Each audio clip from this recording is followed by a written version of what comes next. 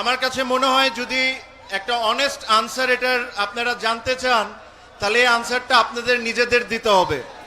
আপনারা যদি এখন মনে করেন যে অমুকের কারণে খেলতে পারি নাই, অমুকের কারণে খেলতে পারি নাই, তাহলে তাহলে এটা একটা স্পোর্টসম্যানের কথা হবে না। একটা স্পোর্টসম্যানের কথা হবে যে হয়তোবা আমার কোনো একটা ভুল ছিল, এই কারণে আমি জাতীয় দলে যেতে পারি নাই।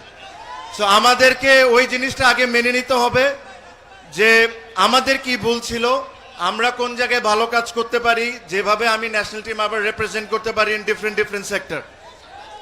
যেদিন ওই জিনিসগুলো আমরা বের করে নিব ইনশাল্লাহ দেখবেন যে ঠিক আজ থেকে 10, 15, 20 বছর আগে চিটাগং থেকে অনেকেই রিপ্রেজেন্ট করতো বাংলাদেশে বিভিন্ন স্পোর্টসকে, আমরা আবারও ওই জায়গাটা ফিরে পাবো। আমার সাথে হেলাল ভাইয়ের কথা হয়, ইশরাফিল ভাইয়ের কথা হয়, হুম্মাম ভাইয়ের কথা হয় চিটাগংয়ের স্পোর্টস নিয়ে, যে আমরা কিভাবে করে চিটাগংয়ের স্পোর্টসকে আগের জায়গার মতো নিয়ে আসতে পারি। আই এম শিওর ওনারা যখন সুযোগ পাবেন তখন ওনাদের বেস্ট ট্রাই করবেন যে চিটাগংয়ের ইন্টারেস্টটা ওনারা সবচেয়ে আগে রাখবেন, রেখে ওনারা যে ধরনের স্পোর্টসই হোক না কেন, cricket, football, badminton, any sports, এই স্পোর্টসকে ওনারা প্রমোট করবেন in the right possible way, যেরকম চিটাগং থেকে আবার আমরা আগের দিনে ফিরে যাই।